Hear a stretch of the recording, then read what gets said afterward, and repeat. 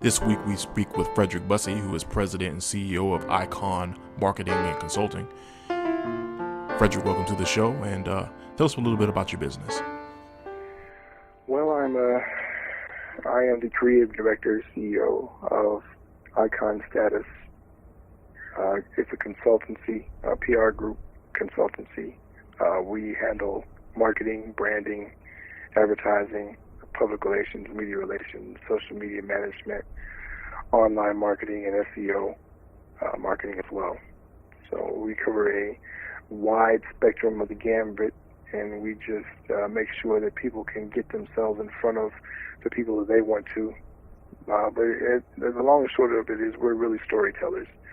We figure out what is your story for your company or your brand or whatever the case may be, and we help you tell that story in the best way, the most attractive way possible to get you more customers, to impact your bottom line. And there's so many different ways that people can tell their story with their brand, so many things that they are telling about their story or their brand story that they're not even aware of sometimes. There are spoken and unspoken things. There are obvious and more subtle parts of the story that people are telling. And so what we do is we kind of hone in on what needs to be told and how best to tell or how best not to tell certain things about your brand. Okay. Do you find often that many of the clients that you work with are already telling the wrong story? Yes, they are. Or sometimes they're just not clear about what story it is that they want to tell. What happens a lot of times with businesses is that they will start a business thinking that they're going after one segment of the market and realize later on that their true customers lie in another segment, and they've been trying to reach the wrong people for a long time.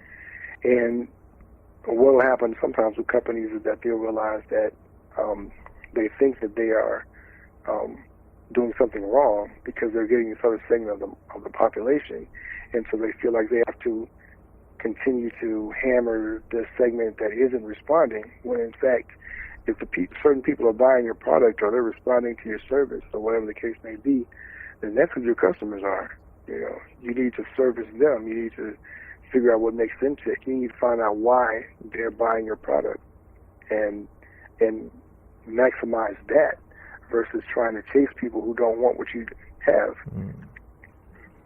Okay. It seems like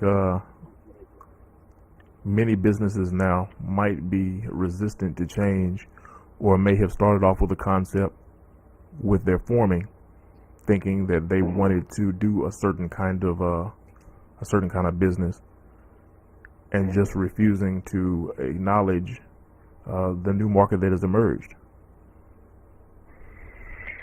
Yes, I mean, you hear the word disruption happen all the time when people are referring to different sectors of industry that have been turned on their heads because of somebody who's come in and revolutionized what they're doing. You can look at, even yesterday I was listening to a story, the other day actually, I was listening to a story on NPR where they were talking about how Polaroid was trying to rebrand themselves because they had been losing market share for so long rapidly because people don't need to buy film anymore. They have camera phones and things of that nature. And even though you have DSLR cameras, which are rising in popularity for those who want to be photographers either professionally or as a hobby, you still have the camera phone, which allows people to take numerous pictures, however many pictures your phone has space to hold. You store them on the cloud. And so they had to seriously look at how they were going to rethink and rebrand. And some companies never do it, like Kodak. Kodak has basically gone out of business. They're still in business, but their market share is nothing near where it used to be at their heyday. So you have to constantly, if you're a business, when you start your company, you have to be thinking about how are we going to survive disruption of this industry if it happens? How are we going to disrupt it? How are we going to evolve? We've got to be able to pivot and move in a different direction. And oftentimes, it's harder for a larger company to do that because they're just not designed to do so. Mm-hmm. They're very entrenched in their process, and if they have that so much of their process invested into their company, then it makes it a challenge overall to really be able to pivot like you need to. But you got to be able to stay nimble. You've got to be able to respond to the market forces. You got to be able to respond to changes that happen in society and with the public and with products as they're coming. Because one part of the industry can disrupt a completely different part of the industry. You know, Right. like again going back to Kodak. Mm-hmm. Kodak was making film, which has nothing to do with cell phones, but the cell phone industry, because mobile became so hot, and then smartphones, the iPhone revolutionizing the smartphone, transformed everything about that entire industry. Mm-hmm. So much so that now the cell phone industry has impacted the desktop mobile industry, and it's impacted photography, and it's impacted all those different things. So what you have to do as a company is realize we've got to be able to tell a story in a different way to reach people. And then beyond just telling the story, you've got to figure out what is it that people really want from us. How do we continue to capitalize and grow and evolve as a company? It's a challenge that every company is facing. Mm-hmm. But even once you figure that out, when it comes to marketing and advertising, you need somebody to be able to articulate that story to reposition your brand, because people know Polaroid for one thing. Now if they want to get into paper, photography and high grade photography paper, then how do they make that transition so that people don't think of them in the old way, but are able to think of them as a fresh, new, exciting, and relevant product? Okay. So what is it about your niche, your company? What is it that excites you every day about getting up and getting involved in it? Well, as an entrepreneur, I love the opportunity to be able to craft my future, Mm-hmm. chart my course.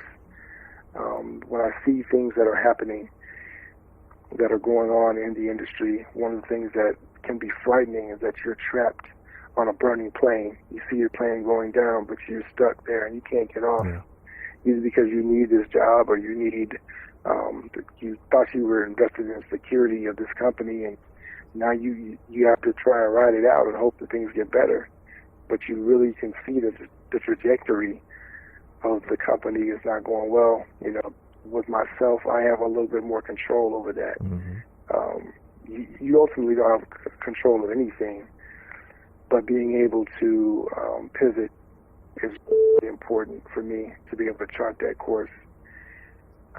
What excites me, I think, is that when I encounter people, I'm looking at people with different stories, different objectives, different goals, but everybody has value. And what Icon Status is primed to do is to find the value in people, companies, and then build up and tell those stories Mm-hmm. in a way that's compelling and attractive to the consumer. Okay, that's great. I know for myself, I kind of feel that same passion. I think that you have to be able to decide or articulate for yourself what it is that motivates you, what it is that that stirs you up. Mm-hmm. Pretty much just like you're saying. Otherwise, you're dying daily, going to the job. You're taking care of your needs, the essentials, Right. but every day slowly you're dying. So unless you are tapping into that passion, unless you're able to Mm-hmm. dream, Mm-hmm. you're dying slowly. So Icon Status. When did you actually come into formation? Well, Icon Status was an idea that I had several years ago, and actually, before I started this company, I entered into a partnership with several other gentlemen, Mm-hmm. and so we built that company for a couple of years, and late last year, almost a year ago, I decided that I wanted to go in a different direction. We had a difference in philosophy, and I just decided that I would rather pursue things in a different way. And so I gave it some thought, because there were things that I wanted to do initially with that partnership that once I left, I realized I wasn't able to do because of the uniqueness of the skill set that company had, and the uniqueness of the positioning that I felt like it had. And so I had to reassess and figure out, well, which angle do I want to come from? How do I want to approach this? So that was something that I began to do over the course of this year.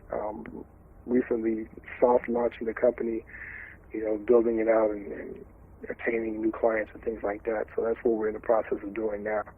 So it's not even a year old. We're still on the rise, trying to take it from here and take it to new heights. Okay. So in a nutshell, if someone were to come to you and need your services, what is the pitch that you would want to make to them as far as what it is that you can do for them? Well, what we do is we have a conversation.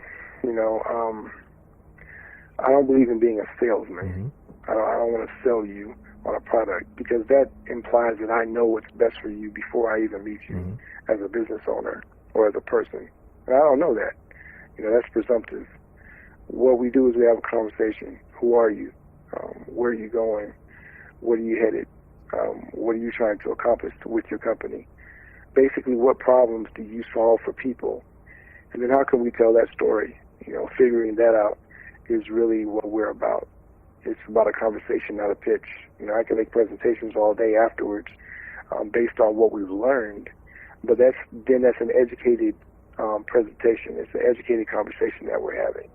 And the education comes from what you told me, what I've researched about who you are, and then in turn, I can tell you where you sit, where the market is going, things like that. These are things that most people will know if they're starting their own business. But in addition to that, just telling people what people want to hear, what they're looking for, how they're trying to find them in that space. You're solving a problem, then somebody's looking for an answer to a particular problem. Are you telling them that you have the answer, and then is it being done in a relevant way? Because there are leaders in every category, and you want to be the leader in your particular category. And the only way to do that is simply by giving people something that they can't find anywhere else. And that's our job. Our job is to figure out how we can tell your story in the most unique way possible.